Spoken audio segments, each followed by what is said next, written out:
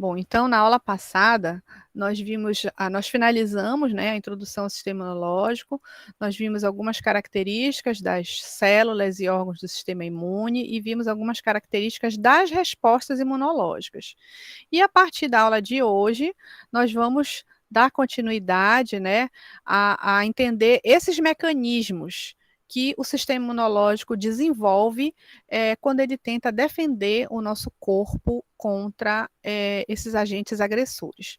Nós fizemos também a divisão das equipes, né, do projeto que vocês vão elaborar, e eu vou ver se hoje a gente consegue dividir também os temas dos seminários, que já é para a segunda avaliação, mas eu acho interessante, né, dividir logo no início, para vocês irem fazendo a pesquisa bibliográfica, né, fazendo a divisão dos assuntos, para que o seminário, então, ele seja apresentado da melhor forma, de modo que o conteúdo dos seminários também vai ser cobrado nas atividades, tá? Ou nas atividades ou na avaliação, eu ainda não decidi em relação a isso. Normalmente no presencial, os alunos reclamam muito de ter conteúdo de seminário na prova, mas eu acho que no remoto funciona bem, até porque vocês têm mais tempo, né, para estudar e para pesquisar também sobre as questões relacionadas aos assuntos dos seminários, inclusive dos colegas, tá?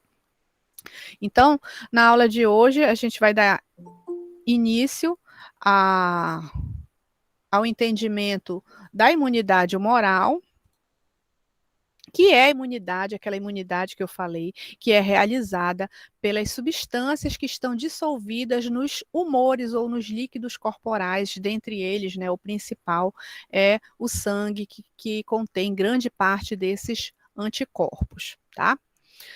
Então, vocês aprenderam na bioquímica, né, que anticorpos, na realidade, são imunoglobulinas, ou seja, são proteínas do grupo das globulinas, ou seja, são proteínas globulares que são produzidas, né, pelo nosso organismo a partir de uma resposta, a partir de um estímulo antigênico, né? Esse estímulo antigênico, ele pode vir de diversas origens. Geralmente vem de um micro-organismo, né? Quer seja um vírus, uma bactéria, um protozoário ou até mesmo um metazoário, um organismo multicelular, como um verme, um euminto.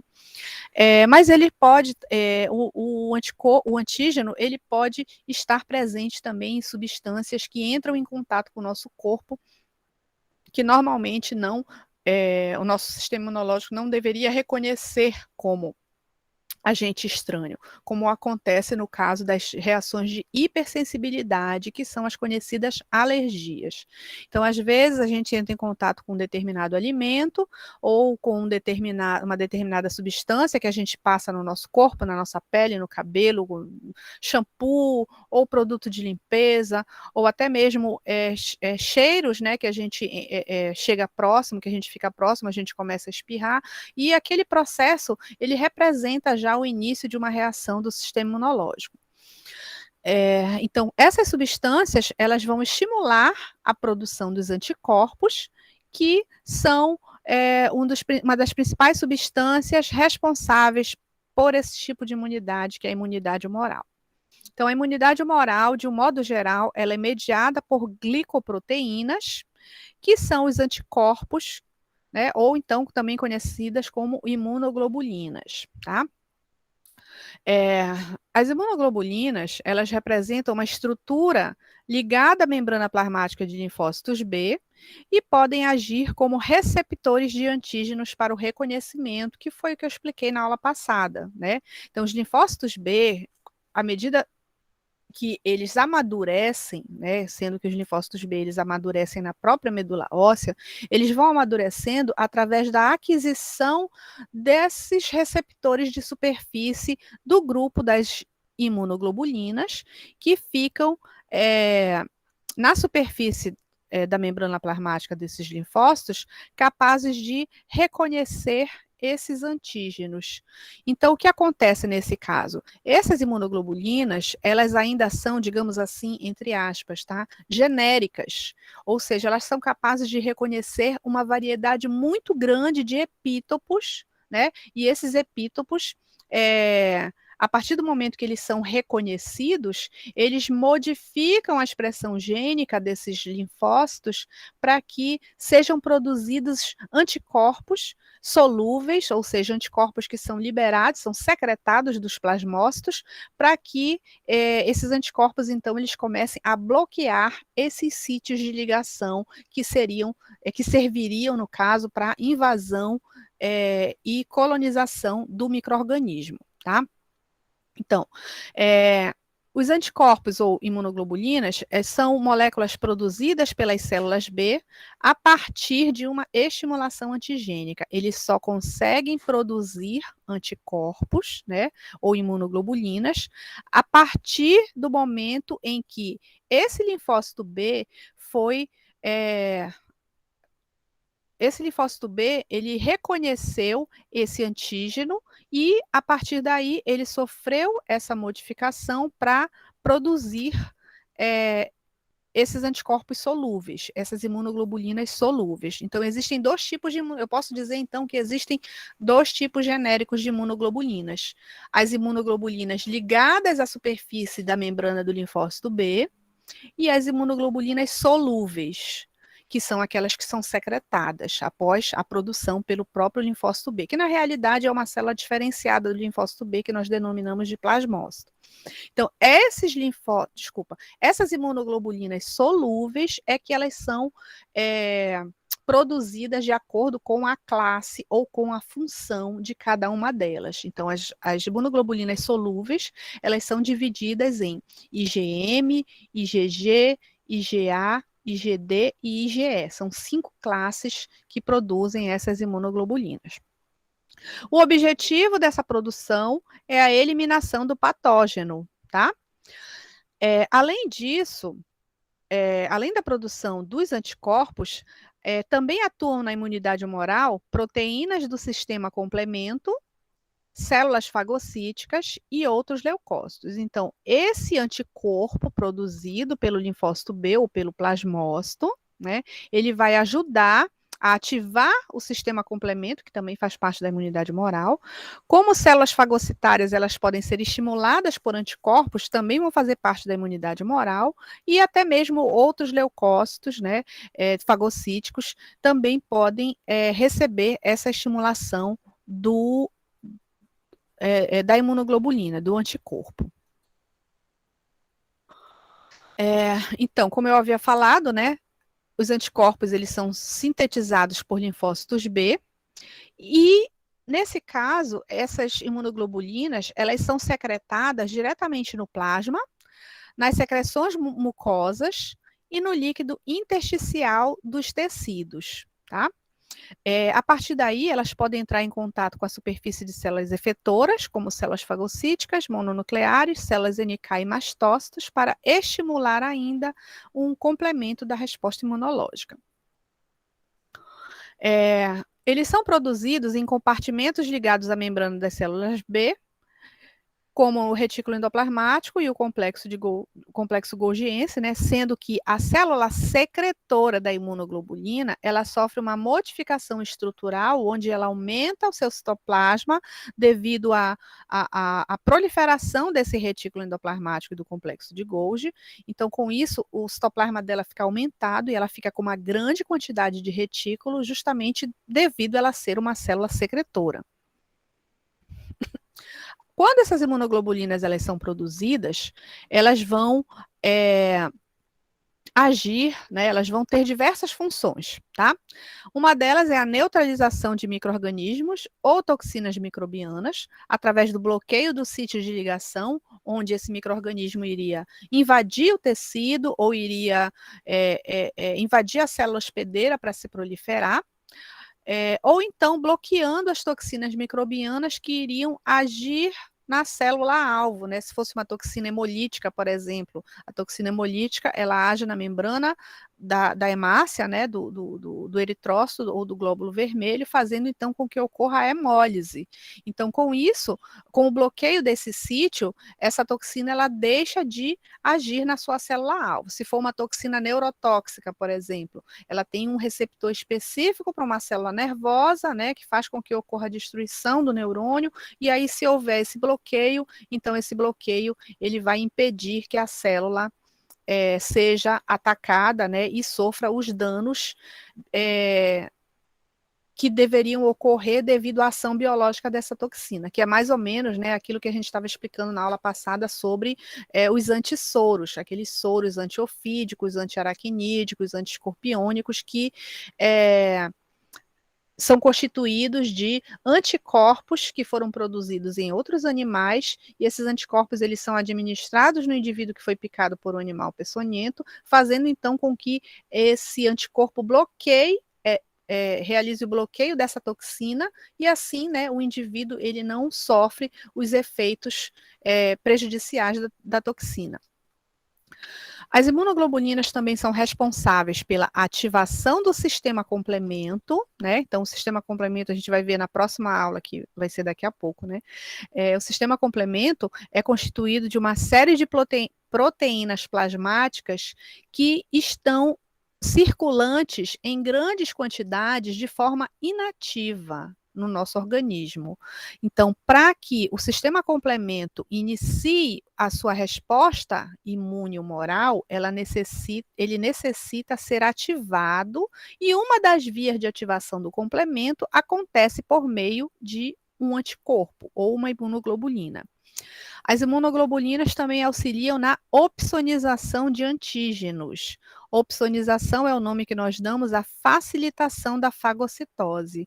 A facilitação da fagocitose, ou opsonização, ela ocorre graças à região FC, que é essa região aqui, né? Essa imagem aqui, eu esqueci de falar para vocês, né? É uma imagem da estrutura em fitas da imunoglobulina, do anticorpo, né? Que tem o formato de Y. Então, aqui nós temos as regiões FAB, que são as regiões de ligação ao antígeno, e aqui nós temos a região FC, que é a região que fica, entre aspas, livre, né? Do anticorpo. Então, através dessa região FC, células fagocíticas vão reconhecer essa região, fazendo então com que ocorra o englobamento do complexo antígeno-anticorpo, desse imunocomplexo. Então, com isso, esse imunocomplexo, ele acaba sendo o quê? Sendo eliminado do organismo. Eu comentei também com vocês na aula passada que imunocomplexos muito grandes, né, eles podem até ser prejudiciais ao organismo. Então, se ocorrer uma falha nessa eliminação de imunocomplexos, pode gerar também outros tipos de doenças imunológicas, como, por exemplo, o aparecimento de tromboses, né, de trombos, devido ao acúmulo dessas estruturas que podem acabar obstruindo pequenos vasos sanguíneos. As imunoglobulinas também são responsáveis por um tipo de citotoxicidade. O que é citotoxicidade? É quando uma célula que possui grânulos citotóxicos, ou seja, possui grânulos com enzimas que vão prejudicar outras células, né, são estimuladas por um anticorpo. Então, por esse motivo, o nome dessa citotoxicidade é citotoxicidade celular dependente de anticorpo, ou CCDA, que é a sigla, né, desse processo que os anticorpos acabam estimulando essa citotoxicidade. Então, devido ao reconhecimento, novamente, dessa região FC, essa célula citotóxica, ela consegue se ligar a reconhecer, né, a região FC do anticorpo, fazendo então com que os grânulos corticais citoplasmáticos dessa célula citotóxica sejam liberados, e aí então a célula-alvo, né, é destruída. Além de alguns anticorpos estarem envolvidos nas reações de hipersensibilidade imediata, ou seja, nas reações alérgicas, tá? Então, um indivíduo que desenvolveu alergia num determinado momento da sua vida, tá?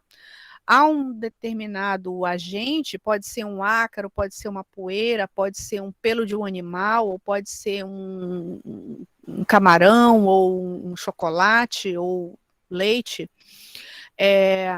ele já guarda, né, a informação, aqueles anticorpos, fazendo então com que toda vez que ele entra em contato com esse agente, ele acabe desenvolvendo essa reação de hipersensibilidade, essa reação alérgica, geralmente cada vez mais potente.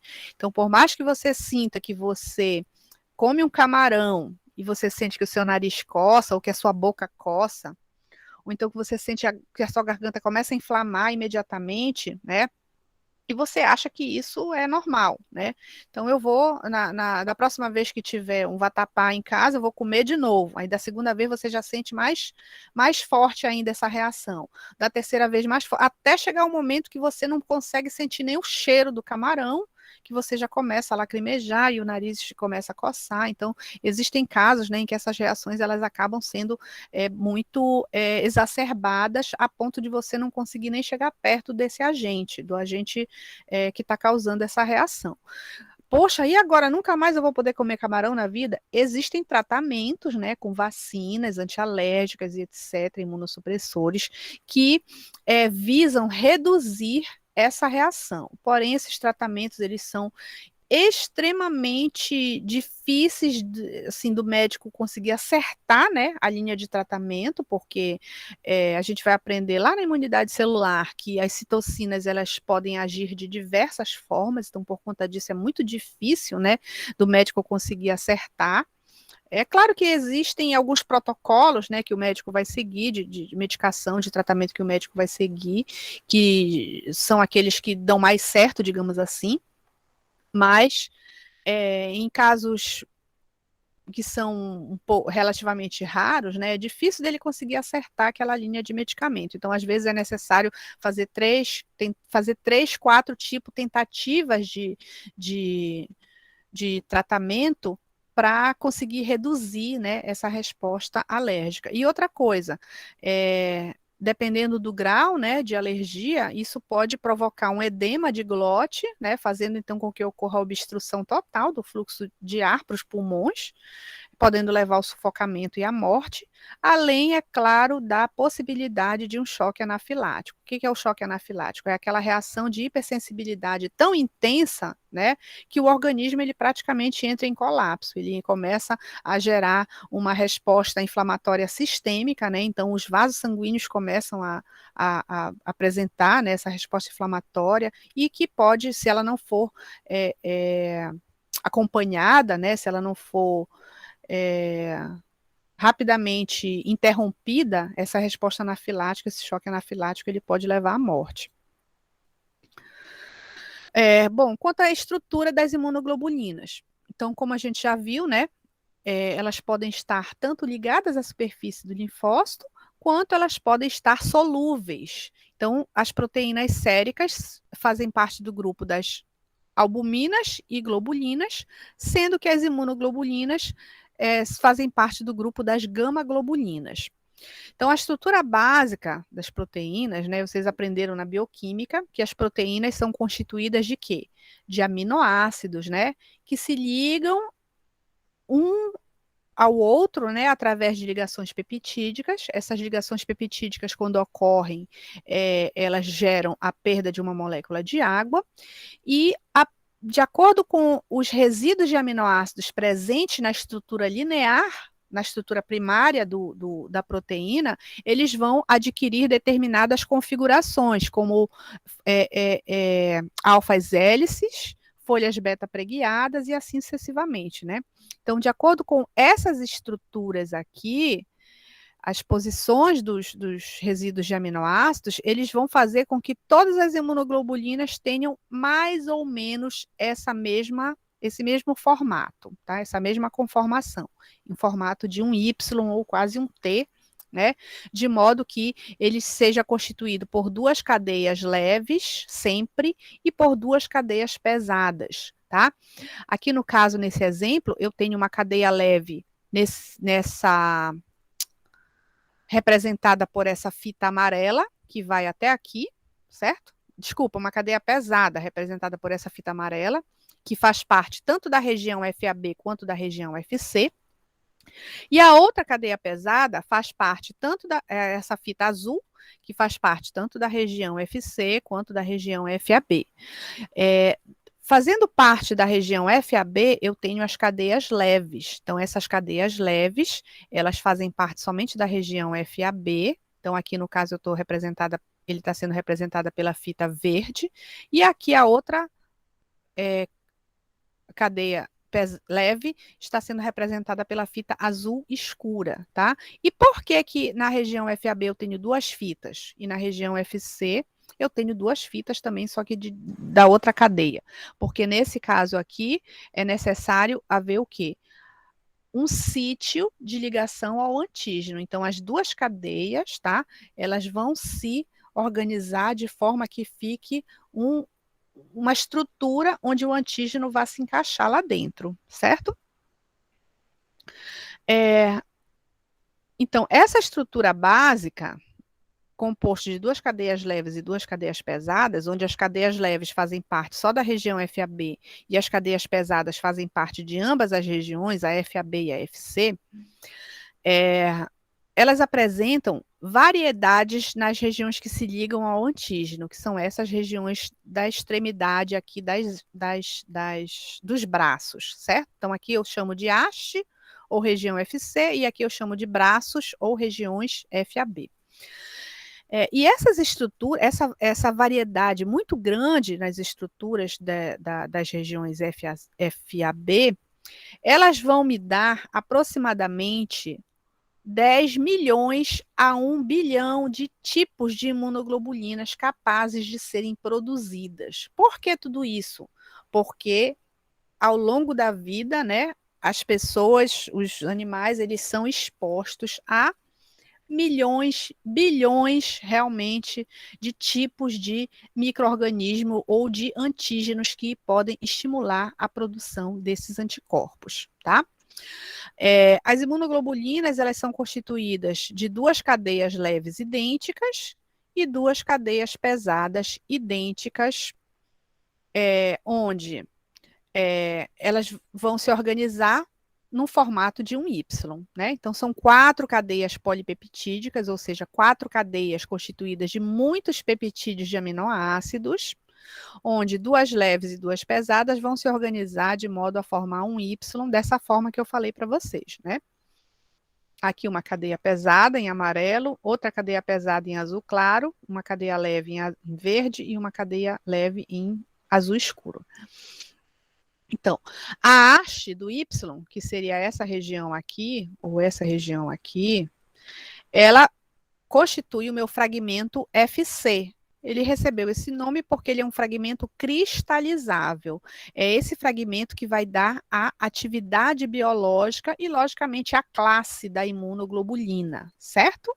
Então, a classe da imunoglobulina vai variar devido à estrutura dessa região FC, ou dessa haste, e essa estrutura vai gerar uma atividade biológica diferente para cada classe. Que atividade biológica é essa? É a atividade de ativar o complemento, ou de estimular a fagocitose, ou de estimular a citotoxicidade celular dependente de anticorpo, ou de estimular uma resposta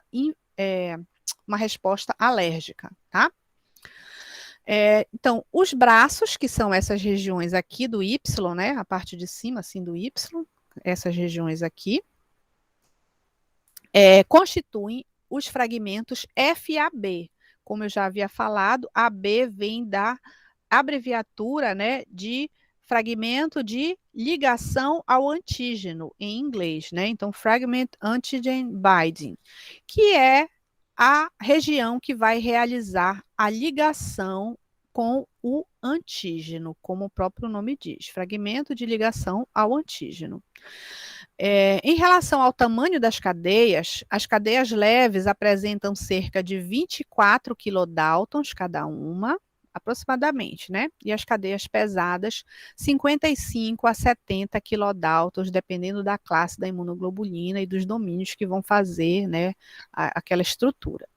Sendo que a cadeia leve se liga A cadeia leve se liga à cadeia pesada através de pontes de sulfeto, ou seja, pontes de enxofre, né? Então, aqui, olha só, em amarelo eu tenho uma cadeia pesada, em laranja eu tenho outra cadeia pesada. Aqui eu tenho uma cadeia leve, verde, né? E aqui outra cadeia leve, vermelha, tá?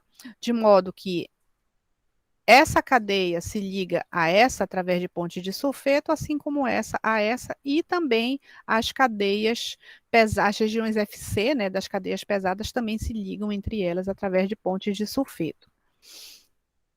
Bom, então quem lembra aí de bioquímica, né, sabe que as proteínas, elas formam regiões semelhantes, né, chamadas de domínios, que esses domínios eles são constituídos de unidades homólogas de aproximadamente 110 aminoácidos. Então, existem 110 aminoácidos que se repetem e se dobram, formando unidades homólogas ou domínios na minha estrutura da minha imunoglobulina.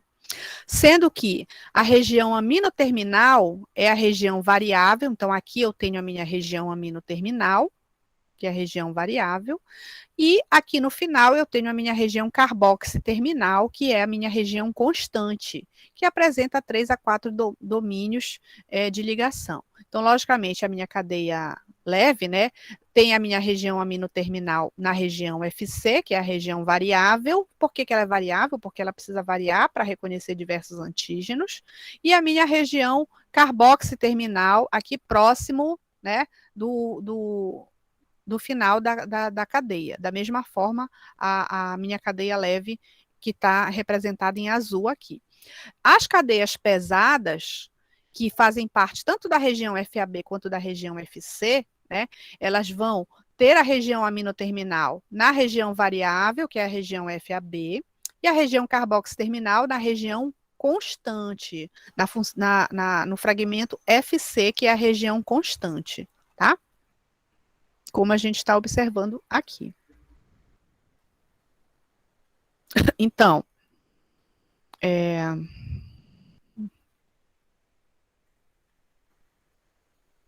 rapidinho.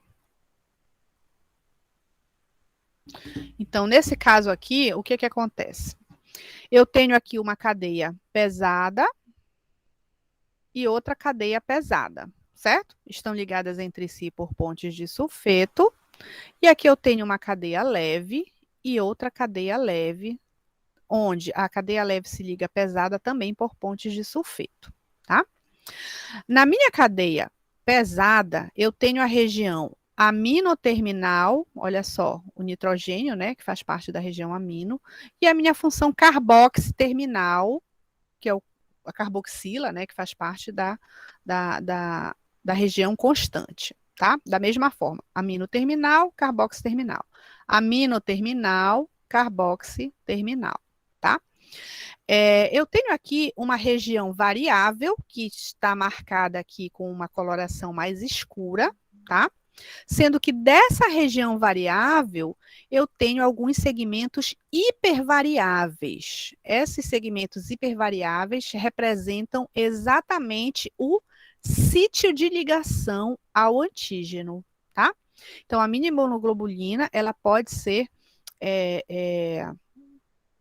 dividida, né, em diversas regiões. Aqui, a região FC, também conhecida como região constante ou fragmento cristalizável, constituída por a região carboxiterminal das cadeias pesadas.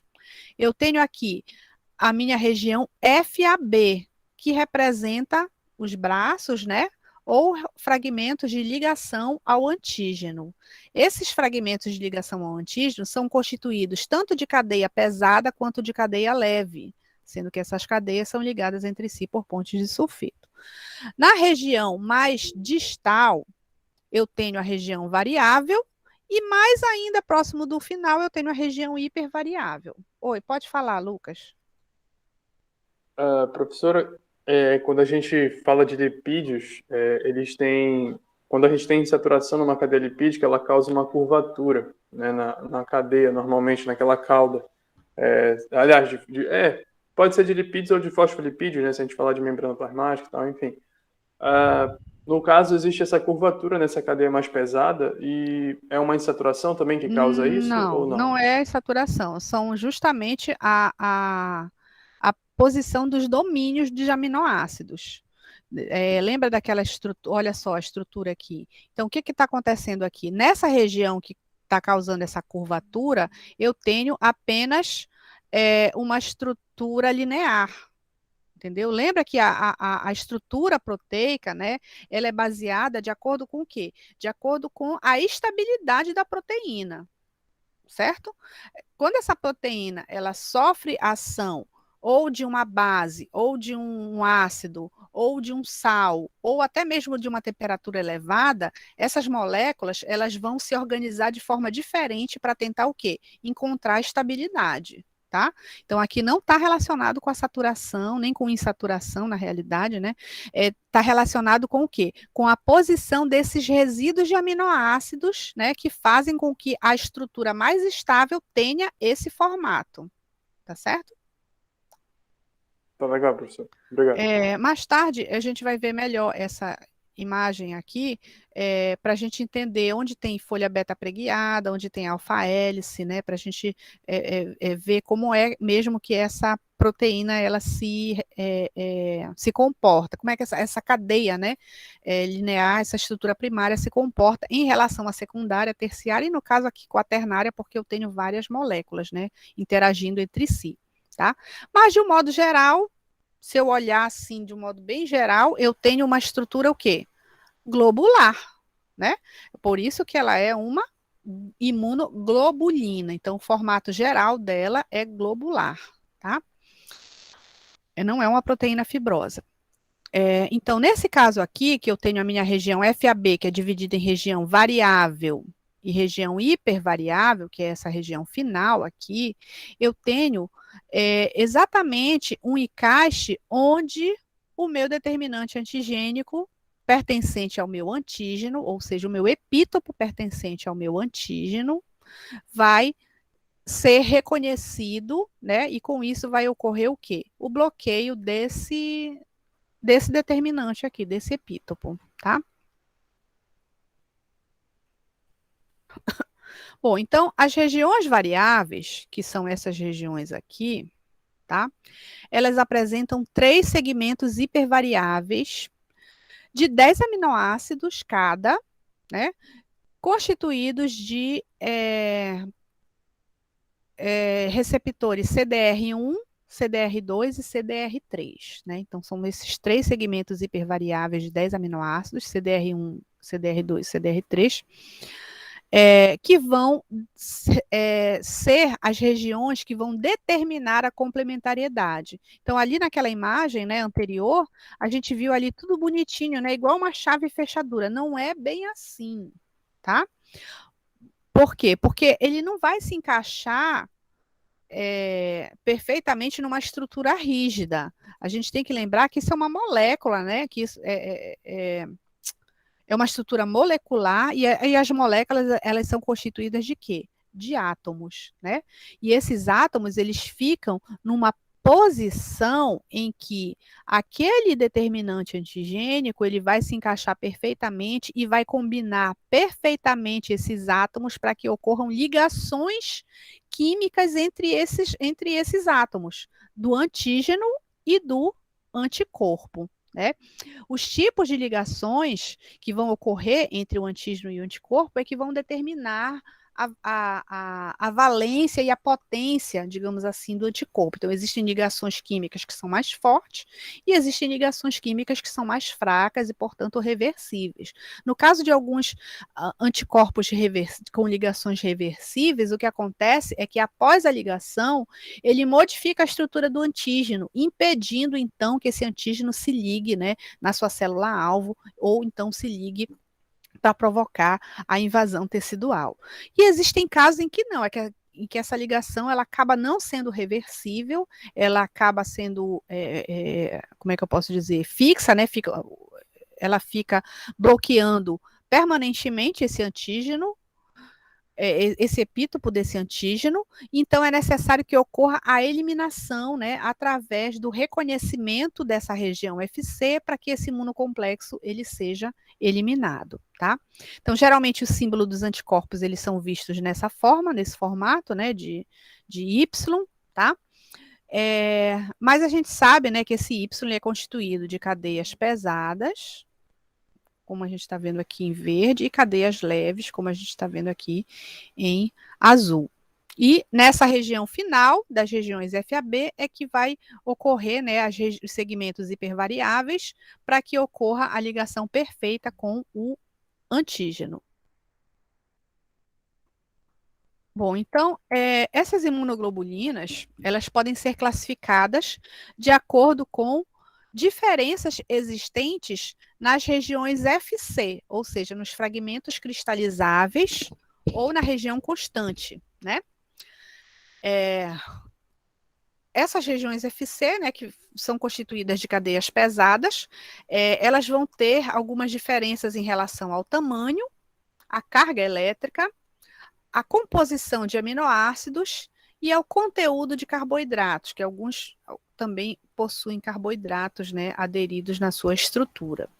E com isso, com essas diferenças, né, vão ocorrer determinação de diversas atividades funcionais dos anticorpos. Então, as classes de imunoglobulinas que são produzidas são a IgA, que é a imunoglobulina alfa, a IgD, que é a imunoglobulina delta, a IgE, que é a imunoglobulina epsilon, a IgG, que é a gama-globulina, gama-imunoglobulina, e a IgM, que é a imunoglobulina Mi. Então, as letras gregas, né, elas eram inicialmente designadas para identificação das imunoglobulinas, mas posteriormente, né, já foi utilizado a nossa letra mesmo, né? M, D, G, A e E. Bom, então vamos estudar agora cada uma delas, né? A imunoglobulina M ou a IgM, ela é a primeira imunoglobulina a ser expressa na membrana do linfócito B, porém na forma monomérica, tá certo? Então, monômeros de IgM são aquelas imunoglobulinas que são aquelas imunoglobulinas que se aderem na superfície do linfócito B durante o processo de maturação. Porém, para que ela consiga ficar na superfície do linfócito, ela precisa estar na forma monomérica, tá? Já a forma pentamérica, que é esse formato aqui que a gente está observando aqui na imagem, tá? Representa a IgM secretada, que é o primeiro anticorpo produzido numa resposta imune primária. Justamente por quê? Porque ela é muito mais potente, né, que uma IgM monomérica, desculpa, que uma imunoglobulina monomérica, tá certo? Então, o indivíduo entrou em contato pela primeira vez com um agente agressor, quer seja contraindo a doença, quer seja por vacinação, tá? A IgM monomérica, ela é imediatamente produzida, o que indica o quê? Indica uma resposta imune primária, ou seja, uma resposta imune que está sendo produzida pela primeira vez contra aquele antígeno, tá? Só que essa IgM, por ela ser grande, né, logicamente ela tem um gasto, né, celular muito maior para ser produzida do que a IgG, né? Ela é produzida logo assim de cara para tentativa de dar um gás a mais, né, na eliminação desse micro-organismo, tá? A imunoglobulina que vai ficar permanente contra aquela defesa vai ser a IgG. Então, por isso que é importante, né, durante os testes sorológicos, o médico solicitar a pesquisa de IgM ou IgG. Se o indivíduo tiver IgM e IgG contra determinado agente, né, contra determinada doença, quer dizer que o indivíduo ele foi infectado recentemente, né? Então ele está produzindo IgM porque muito provavelmente ele ainda tem esse micro-organismo no seu como parasita, né, no seu corpo. Já quando o indivíduo apresenta apenas a IgG, quer dizer que ele já foi infectado em momentos anteriores e, com isso, né, ele já possui imunidade contra esse micro-organismo, contra essa doença, de modo que ele já tem, né, os anticorpos contra essa doença. Se ele entrar novamente em contato com a doença, esses anticorpos eles vão já estão de prontidão, né, e eles vão agir imediatamente na tentativa de frear a disseminação do micro-organismo, fazendo então com que não ocorra danos maiores e com que a doença não se estabeleça também, né? Como é o caso que eu falei, né? No caso dos testes dos testes pré-natais, né? Então, nos exames pré-natais, as mulheres gestantes, elas fazem teste para citomegalovírus, para rubéola e toxoplasmose, que são as principais doenças, né, que atacam tecidos e formações, que atacam os embriões, né, ainda no processo de desenvolvimento. Então, até o terceiro mês, é imprescindível, né, que a mulher faça pelo menos 1 ou 2 testes para essas doenças, para prevenir danos permanentes no bebê. No caso do HIV, né, o HIV ele também foi inserido dentro dos exames pré-natais, porém não devido ao HIV, né, ao vírus da imunodeficiência humana, ser teratogênico, mas devido à transmissão, né, durante o parto, né? Então, uma mulher ela precisa ter determinados cuidados para que não ocorra a transmissão do HIV para o feto, e não porque esse vírus ele vai atacar o embrião em formação, tá? No caso, a toxoplasmose, citomegalovírus e a rubéola, eles podem causar, né, eles atravessam a barreira placentária, podem atravessar a barreira placentária e podem causar danos permanentes no bebê, como cegueira, retardo mental, surdez e uma série de outros problemas. A outra classe de imunoglobulinas é a IgD. A IgD é uma imunoglobulina bem rara, né, bem difícil de ser encontrada. Ela representa menos de 1% do total das imunoglobulinas, então por ela ser difícil, né, de ser encontrada, ser rara, ainda nem tem uma função biológica bem definida, né? Mas acredita-se que a função biológica principal dela esteja relacionada por ela se expressar junto com a IgM na superfície de linfócitos B maduros. Então, linfócitos B, enquanto estão sendo maturados, né, na medula óssea, vão receber na sua superfície IgD e IgM, monomérico, né, ambos. A IgG é a imunoglobulina mais abundante no soro, e ela também está distribuída entre os espaços intra e extravasculares, ela também está distribuída, né, entre os tecidos, nos tecidos intersticiais. É o anticorpo mais importante na resposta imunissecundária, porque é esse anticorpo que fica na memória imunológica, né?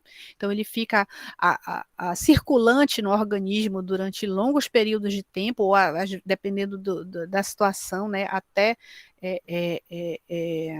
para o resto da vida do indivíduo, tá? Em alguns casos, né, como eu havia falado na aula passada, alguns tipos de vacinas, eles não conferem uma imunidade permanente, então elas precisam ser reaplicadas, né, com determinados depois de determinado tempo, né, como por exemplo a da febre amarela, né, que a gente já está bem estabelecido, é uma vacina que precisa ser reaplicada a cada 10 anos, e a vacina do tétano também, né, apesar de serem 3 doses, né, da antitetânica, ela também precisa ser reaplicada a cada 3 anos, essas 3 doses, e também em mulheres grávidas. E no caso agora do coronavírus, né, já foram determinadas 2 doses da maioria das vacinas, a Pfizer, a AstraZeneca, a Janssen, que é dose única, e a Coronavac já estão realizando, né, a aplicação da terceira dose, principalmente em idosos, né, já que viram que essa essa imunidade ela acaba não sendo tão duradoura assim. Por elas terem essa IgG, né, por elas terem uma estrutura relativamente pequena e por elas estarem bastante abundantes, né, também, elas conseguem atravessar a barreira placentária e conferir um alto grau de imunidade passiva ao feto e ao recém-nascido, né? Então, o feto, né, se a mãe tiver IgG, né, contra a rubéola ou a toxoplasmose, por exemplo, né, por mais que ela entre em contato novamente com o agente, o feto, ele provavelmente ele vai ter, né, um certo grau de imunidade devido à aquisição passivamente desses anticorpos durante a vida intrauterina. A próxima classe é a IgA. A IgA ela é um dímero, né? Ela apresenta duas subunidades. Ela é predominantemente nas secreções mucocerosas, como saliva, colostro, leite, secreções traqueobronquiais e também nas secreções geniturinárias, né? Então, talvez até por conta dessa estrutura maior, né, essas secreções elas acabem, né, tendo uma grande quantidade de uma certa viscosidade, além, é claro, né, dos mucopolissacarídeos que também vocês aprenderam lá na bioquímica, né, que fazem parte também dessas secreções, desse muco presente. Então, nesse caso aqui, a IgA, que é eliminada, né, no colostro, ela também é capaz de conferir imunidade ao recém-nascido, mesmo que ele não esteja mais recebendo as imunoglobulinas através da placenta, né, materna, esse bebê ele acaba recebendo essas imunoglobulinas através do colostro e do leite materno que ele recebe da mãe. É por isso que é importante, né, a amamentação.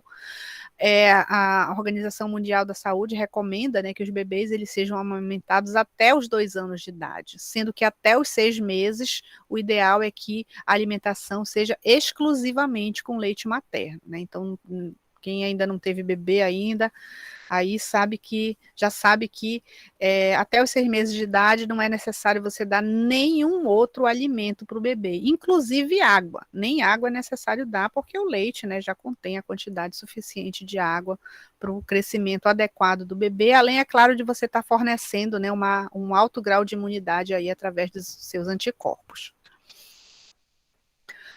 E a IgE? A IgE, que é a última classe, né? Ela está presente na membrana superficial de mastócitos e basófilos, ela também é uma imunoglobulina de membrana, tá? E ela é capaz também de sensibilizar células superficiais das mucosas conjuntiva nasal e da mucosa brônquica, né? Então, as mucosas, né, que entram muito em contato com micro-organismos, tá? E também é a imunoglobulina responsável pela imunidade contra eumintos e também nas reações alérgicas. E elas são produzidas por eosinófilos, né? Então, no caso daquelas células do sistema imunológico que nós aprendemos, né? Quando o médico pede um hemograma e ele observa uma eosinofilia, ou seja, um eosinófilos em grande quantidade, a gente já sabe, né? O médico já pode sugerir que esse indivíduo, dependendo do quadro clínico, ou ele está passando por uma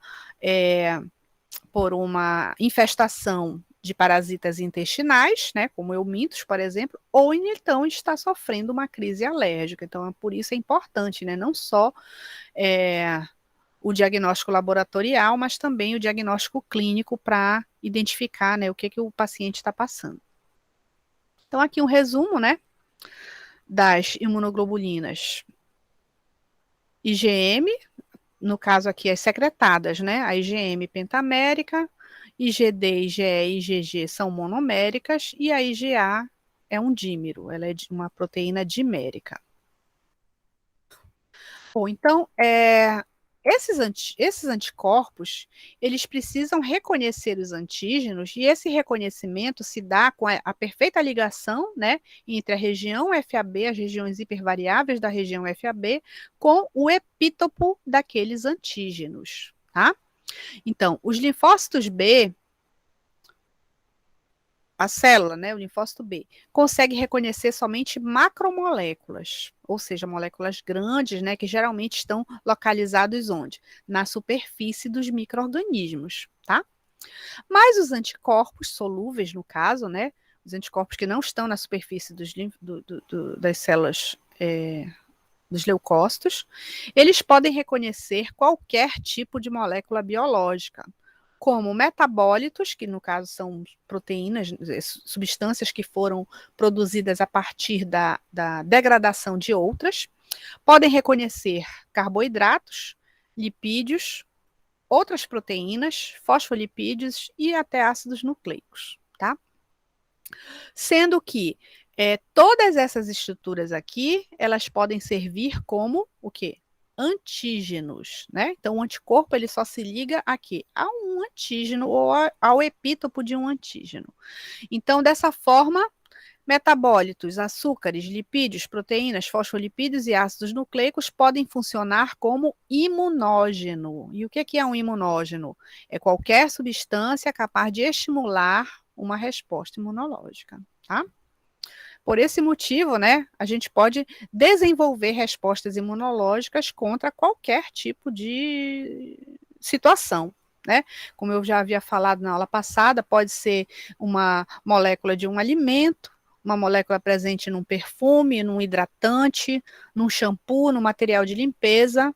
Inclusive, pode acontecer, né, de uma pessoa desenvolver alergia ou uma reação contra outra pessoa. Existem raros casos em que uma pessoa não pode ser tocada por uma determinada pessoa, né? Por quê? Porque ela desenvolveu alergia contra aquela pessoa, né? E a outra situação que eu também já comentei é algumas mulheres que desenvolvem anticorpos anti-espermatozoides. Então, nada mais é do que uma reação alérgica contra, né, o espermatozoide de uma outra pessoa, no caso do seu parceiro ou de outra pessoa. Durante a implantação do embrião, tá? Existe um mecanismo de autotolerância, tá certo? Então, geralmente não ocorre o ataque do embrião pelos anticorpos maternos, mas existem também alguns casos de infertilidade, onde a mulher, ela produz normalmente seus ovócitos, ela consegue ter uma produção hormonal também normal, ela consegue ter um ciclo sexual normal, porém ela não consegue levar à frente a gestação por conta que ela acabou desenvolvendo anticorpos anti-embriões. Então, nesse caso, né, esses embriões, eles, apesar, né, deles serem constituídos de estruturas do próprio ovócito, existem casos em que pode acontecer essa falha, né, do mecanismo de autotolerância e praticamente é considerado ainda uma resposta autoimune, né, porque ela está desenvolvendo resposta imunológica contra o próprio, que no caso é o seu próprio, né, ovócito, que no caso ali está sofrendo as modificações para que ocorra o desenvolvimento embrionário. Bom, então essa ligação dos anticorpos com os antígenos, ela vai depender dos epítopos, da estrutura, né, molecular dos epítopos ou determinantes antigênicos. Então, existem algumas regiões dos anticorpos, dos antígenos, que favorecem o reconhecimento dos anticorpos pelos antígenos. Dos antígenos pelos anticorpos, desculpa. Então, uma molécula antigênica pode possuir vários epítopos, sendo multivalente, de modo que ele pode estimular a produção de vários anticorpos diferentes contra ele, né? Onde cada um dos epítopos vai estimular a produção de um anticorpo diferente. E o receptor de uma célula T só se liga a epítopos que formam complexo com o MHC, ou seja, vai realizar o processamento de antígenos. Então, o que acontece? A minha célula T, quer seja citotóxica ou quer seja auxiliar, né, o linfócito T citotóxico ou linfócito T auxiliar, ele precisa ser ativado, certo? Ele pode ser ativado a partir do reconhecimento de um epítopo, de um antígeno, mas somente quando esse epítopo estiver ligado a uma molécula do MHC. O que é o MHC? Vocês lembram? É o complexo principal de histocompatibilidade. Mais uma vez, a sigla em inglês, né? Major Histocompatibility Complex. Então, complexo principal de histocompatibilidade, tá bom? Então, o que vai acontecer nesse complexo principal de histocompatibilidade? As células capazes de expressar moléculas antigênicas na sua superfície são células infectadas, tá? Elas vão ter a capacidade de modificar esse antígeno e expressar externamente a sua membrana esse epítopo para que uma célula T citotóxica ou auxiliar reconheça esse antígeno, de modo que, sem esse antígeno estar ligado ao MHC, essa célula T não reconheceria. A esse processo aqui eu chamo de apresentação de antígenos. Então, as células que realizam essa expressão, ou seja, que realizam esse processamento de antígeno com a ligação desse epítopo ao MHC, é chamada de célula apresentadora de antígeno, né? Uma APC, tá? Então, esse procedimento aqui, tá certo? Ele vai ser estudado com mais detalhes, né, na imunidade celular, mas eu estou só comentando aqui na imunidade humoral, porque ocorre o quê? Ocorre a ligação entre o antígeno e o anticorpo, tá? Mas nesse caso aqui, ela faz parte da imunidade celular. Oi, pode falar. No caso, esse último caso que você colocou aí, é daquele que aquela célula verdinha ou aquela outra, elas estão tipo englobando um determinado micro-organismo ou antígeno, algum tipo de coisa, e depois ela coloca como se fosse um pedaço daí para fora para mostrar para outra, tipo isso, mais ou menos, né? Isso, exatamente. Nesse caso, a célula está infectada e está sendo conduzida, né, pela produção de diversos micro-organismos. Só que ela vai conseguir uma forma, né, de expressar esse pedaço de micro-organismo, esse antígeno, esse epítopo, para avisar que ela precisa ser destruída. Então, ela pode avisar tanto para uma célula T citotóxica, quanto para uma célula T auxiliar. Se ela avisar para T citotóxica, o que vai acontecer? Essa célula T citotóxica, ela vai liberar os grânulos corticais e vai destruir essa célula que está infectada. Se ela avisar para uma célula T auxiliar, essa célula T auxiliar vai reconhecer esse antígeno e vai ativar um linfócito B para produzir anticorpo contra aquele antígeno. Por mais que o antígeno não esteja circulante, o antígeno está dentro da célula. Tá? Então, são vários mecanismos, né, que o nosso sistema imunológico desenvolve, cria e inventa para tentar sempre o mesmo objetivo, né? Eliminar o agente agressor, eliminar o micro-organismo, tá? Então, nesse caso aqui, da APC, né, nós temos mecanismos humorais dentro da imunidade celular, tá? Então, na realidade, faz parte dos dois tipos de imunidade. Mas, na prova, eu vou cobrar só na segunda bi, né? Porque a imunidade celular já é para a segunda bi. Então, a ligação entre o antígeno e o anticorpo, ela pode ser uma ligação não covalente reversível, tá? Geralmente ela é reversível, tá certo? Quando ela não é reversível, é que é necessário, né, a intervenção de células fagocíticas para eliminação de imunocomplexos, mas geralmente ela é reversível.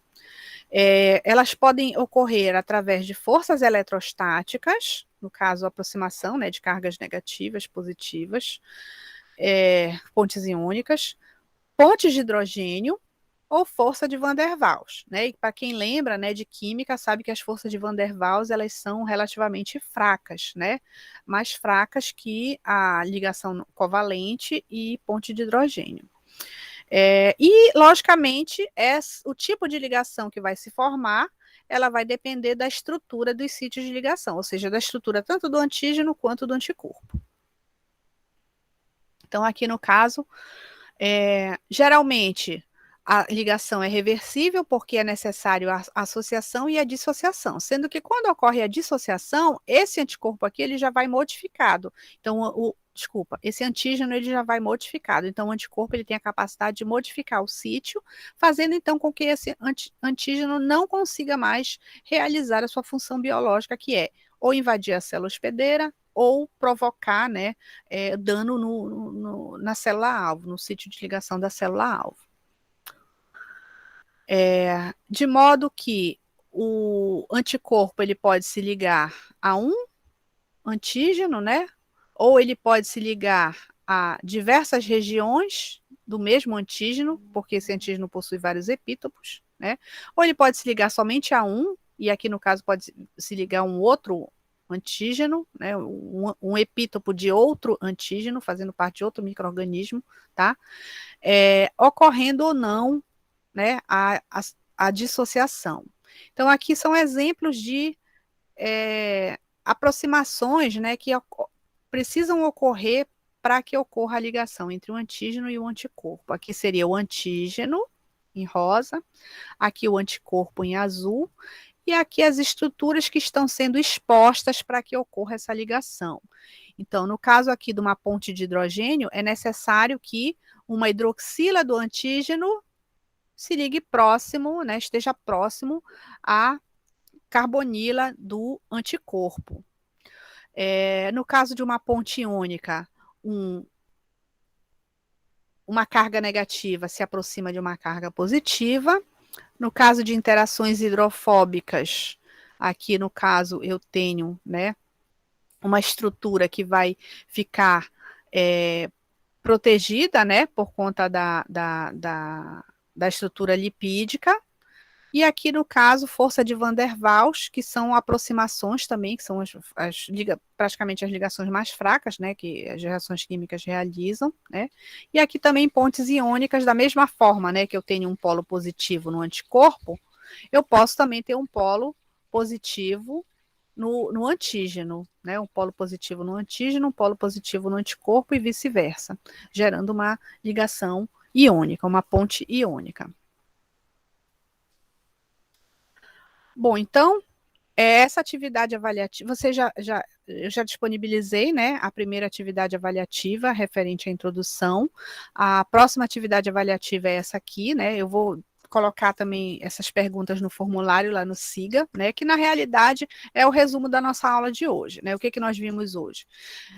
Da nossa aula de hoje não, da nossa primeira aula de hoje. Onde as imunoglobulinas podem ser encontradas e quais as principais funções. Nós vimos também a estrutura molecular das imunoglobulinas, as classes de imunoglobulinas conhecidas e as diferenças entre elas, tá? Não precisam vocês anotarem, porque isso aqui eu vou disponibilizar no formulário, aí vocês só respondem o formulário, tá? E alguma dúvida sobre estrutura dos anticorpos e ligação antígeno-anticorpo? Classes de imunoglobulinas?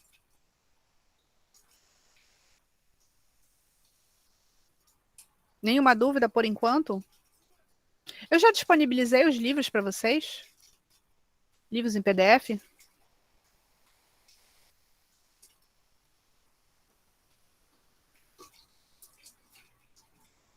Acho que não, né? Gente, vocês estão me ouvindo? Sim, professor. Ah, tá. Eu tenho uma pergunta, professora Eva. Pode falar. Se a imunidade humoral tem relação com as rejeições, no caso dos transplantes de órgãos. Com a redução, com a rejeição? Com a rejeição, isso, de transplante de órgãos. Geralmente é a imunidade celular que é mais efetiva contra transplantes, contra enxertos, no caso, né? Mas é feito, né, todo o processo, né, de reconhecimento, de compatibilidade, celular, né, que é justamente através dessa compatibilidade entre essas moléculas do MHC, que é o complexo principal de compatibilidade, que na realidade é chamado de HLA nos humanos, tá? Então, o HLA, que é o antígeno leucocitário humano, ele é um conjunto, na realidade, um conjunto de genes, né, que vão determinar essas proteínas que vão ser expressas na superfície celular. Então, através desses grupos de genes que as pessoas apresentam, é que é feita essa compatibilidade. Mas mesmo indivíduos compatíveis correm ainda risco de apresentar rejeição. Mas a maioria desses processos de rejeição, eles são realizados pela imunidade celular. São células efetoras que atacam esse órgão, né, e tentam eliminar esse órgão do organismo. Então, por conta disso, né, mesmo que haja a compatibilidade do HLA, os indivíduos transplantados, eles também, né, continuam tomando imunossupressores durante longos períodos de tempo, né? Eu não sei dizer se em algum momento, né, se o médico identificar que não houve rejeição, se em algum momento ele pode ter uma vida relativamente normal, mas eu acredito que sim, né? Se não houve rejeição até um determinado tempo, muito provavelmente não vai haver posteriormente também. Certo? Inclusive, é um dos temas do nosso seminário, dos seminários de vocês. Vocês querem o intervalo agora ou querem que eu faça logo o sorteio dos temas? Já temos as equipes, né? As equipes, os temas do projeto fica a critério de vocês, como eu falei, né? Então não vai ter sorteio nem nada, até porque eu quero ver a criatividade de vocês. Agora, deixa eu olhar aqui, que eu acho que eu não tenho esses temas aqui no meu computador. Eu deixei no meu notebook. Então, eu vou fazer o seguinte, eu vou dar o intervalo agora, pode ser? Aí depois a gente inicia a segunda parte da aula, que são os mecanismos efetores da imunidade celular. Eu já postei as duas aulas lá no grupo.